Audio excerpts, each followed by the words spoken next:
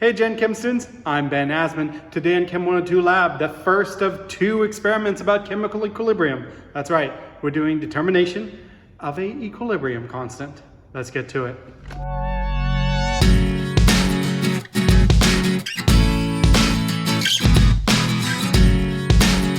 Chemical equilibrium, measuring an equilibrium constant. Now our reaction today is quite straightforward, which is forming a complex between iron and thiocyanide. You're going to need to figure out what's the ratio between the two, as well as the equilibrium constant. Because we're doing spectrophotometry, you're going to need Beer's law to determine the concentration. You will also need the molar ratio. Molar ratio is very straightforward. It's just part of a whole, concentration or moles of the part divided by concentration or moles of all the parts. Once you graph the mole fraction of your starting material versus the molarity of the product, the peak will tell you what the ratio of the complex is. However your graph happens to look, you just look at where the peak is and you trace that down to the baseline. And then you can compare it to this handy dandy chart I made for you here.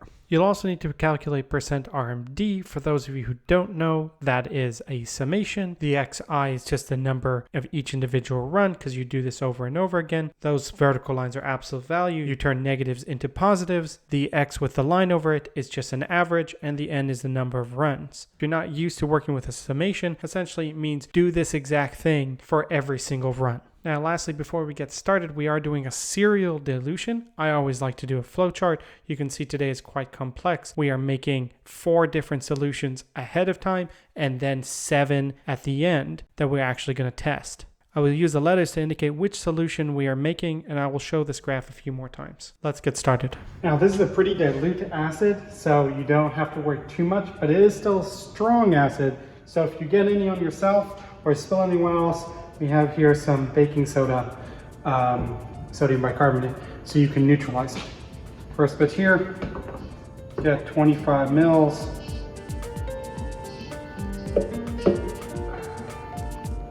Cool. Okay, for this first part here, we are going to use our thiocyanate. I have some here in a beaker, and I also have a waste container because guess what? You always have some dripping through, and I'm just going to pour some down. And I'm actually going to invert this once, so I really get that through. Same thing one more time quickly. Get rid of all that, and then let some go through as well, just to make sure the stopcock is also nice and clean. Fantastic. Now we can top it off.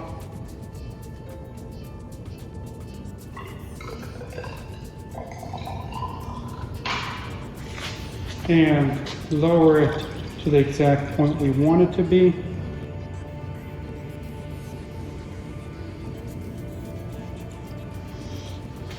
Now we can take our labeled flask here, add that in, and don't forget about our nitric acid.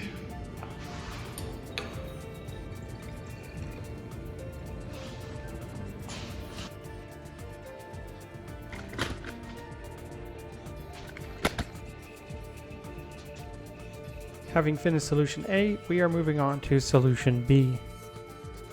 We're going to need some of the 0.4 iron nitrate. We will need some of the nitric acid. This is the 1M. Then we're going to need a little tiny 10 milliliter flask in the cute with a little tiny lid there. Notice it's labeled as well. And waste container, safety bulb, and a 5 ml volumetric pipette. Remember, you read these to the mark. And we're going to need a couple pipette bulbs and pipettes. So first, we want to wash this out. So we take the waste container, and I personally like to just use a pipette. It works far easier than trying to scoop it down or to pump it up, just because you if you don't do it quite right, you back channel anything that's in there. worth your effort. And so now I take my little flask here. So as before, I am going to press this out, place this on top, and then when I have enough, I'm going to take this off and switch to a finger. So let's do that. Set that up. Overshot it on purpose, and now trying to slowly let it down until it gets to the amount. Now if you have it pressed down, it'll go down a little slower. Makes your life a little easier to catch it. Oh, and there we go.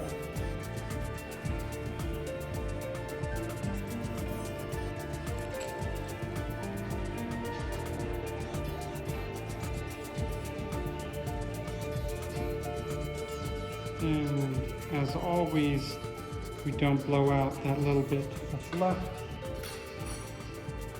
Now we have our nitric acid. Switch to a new pipette. And we are going to add right here to that line.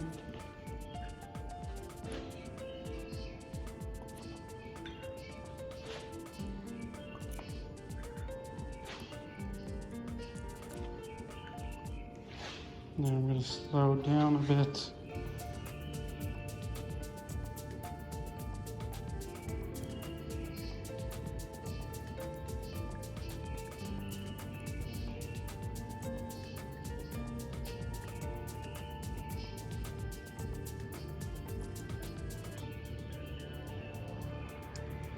A little more. There we go. Of course, tap. And now we're going to invert it to mix a good 10 times. Having finished solution B, we're going to move on to solutions C and D. C is pretty short. Okay, next we want to make a dilute solution of nitric acid. So we have a beaker here. We have 2 here volumetric graduated cylinders. We have 2. We have here 2 graduated cylinders, one with the 1 mole of nitric acid, one with the eye water. That's easy enough. We want to make this dilute solution here the 0.002 of the iron, and so we will take our 1 ml pipette here, and as before, we will take this, which we want to add, and a nice clean pipette for us to rinse this with.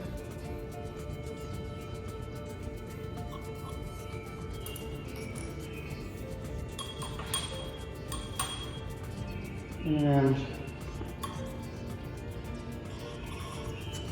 fill that up. Now take here.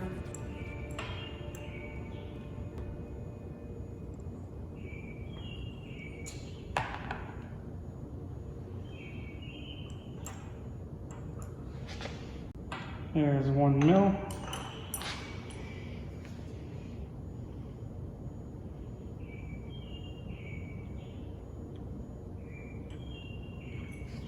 Remember, we do not blow out that last bit.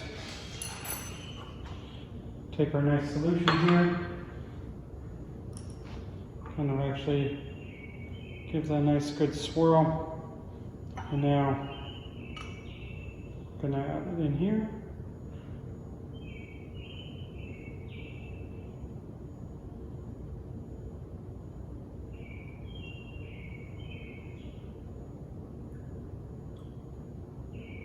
And for that last little bit, I'll switch to a new clean pipette to make sure I get it exactly to that line.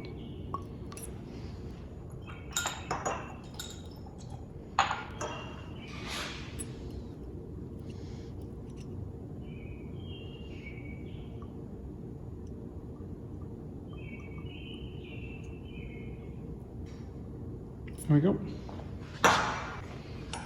Take this, and now we're going to invert it.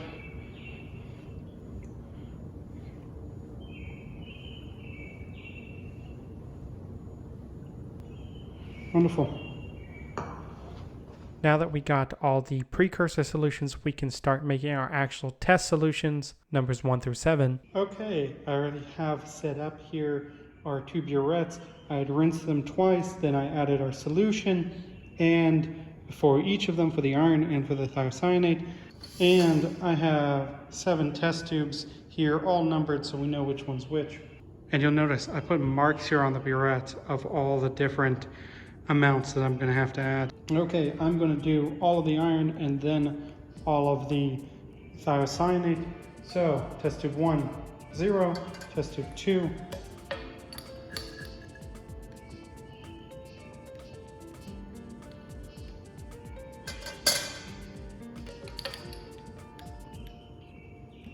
and as always you want to keep a checklist and mark off as you do each one.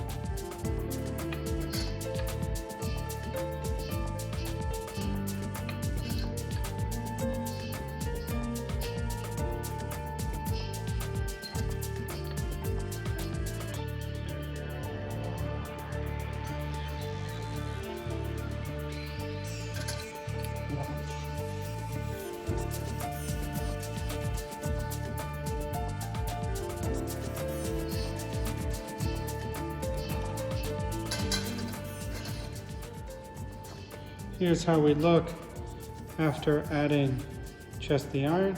Not very impressive. Okay, starting from 1.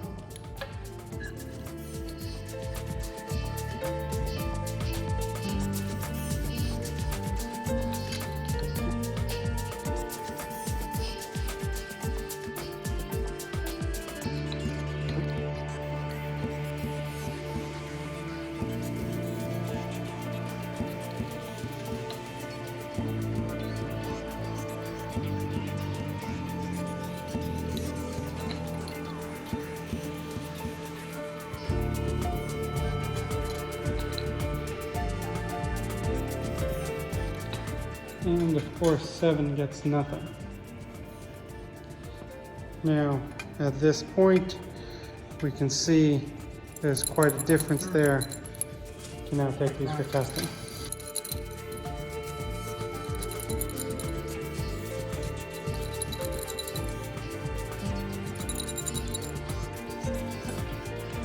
Okay, your spectrophotometer, just as before, if it's not already set to it, please adjust it to 447. Now, we have here a cuvette. Remember, there's a mark right here. That one will be facing forward. And we don't want to touch it from the sides if we can help it, so that we don't get our fingerprints on it. Now, we are going to blank this using sample 7. So we'll load this with sample 7. Take that, gingerly place that in there, and press here, 0 absorbance. Now that that's done, we can pull that out and take here our waste container and dump that in there. And we want to make sure this is nice and dry. All those little droplets of water, those aren't acceptable. So we got to make sure that this is dry.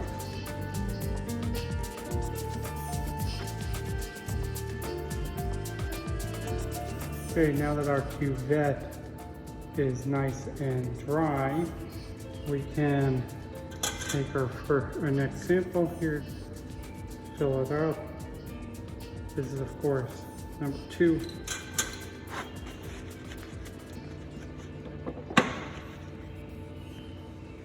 Make sure that arrow is pointing forward. Repeat this for every one of the different solutions, and you're done.